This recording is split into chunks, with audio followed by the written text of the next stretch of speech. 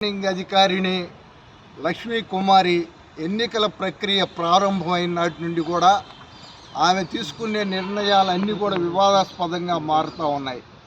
ఆమె పక్షపాత ధోరణితో వ్యవహరిస్తూ ఉన్నారు.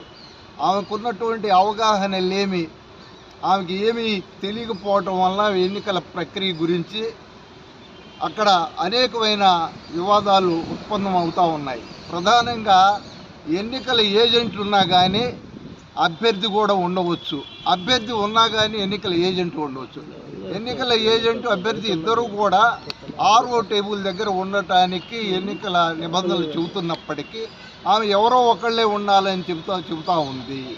రెండవది, ఒకవేళ వాళ్ళిద్దరిలో ఎవరో ఒకళ్ళు ఉన్నా కానీ అక్కడ ఉన్నటువంటి టేబుల్స్ దగ్గరికి ఎవరో ఎక్కడికి వెళ్ళటానికి వీల్లేదని చెబుతూ ఉంది.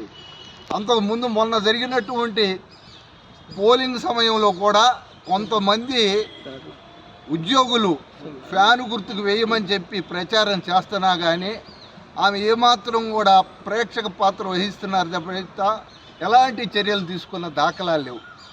ఈ యొక్క ఎన్నికల ప్రక్రియ మొదలైన కాడి నుంచి కూడా ఆమె కోడ్ ఉల్లంఘిస్తున్నా, లేకపోతే ఇంకా అనేకమైన సందర్భాల్లో కూడా వాళ్ళపై చర్యలు తీసుకోవడం కానీ మరొకటి కానీ ఏమీ లేదు.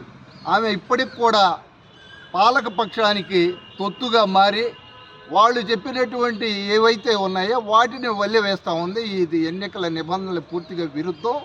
ఆమె యొక్క మార్చుకోవాలని చెప్పి మేము కలెక్టర్ గారికి ధూళిపాళ నరేంద్ర కుమార్ గారు ఫోన్లో మాట్లాడితే డిఆర్ఓ గారికి కలవమన్నారు.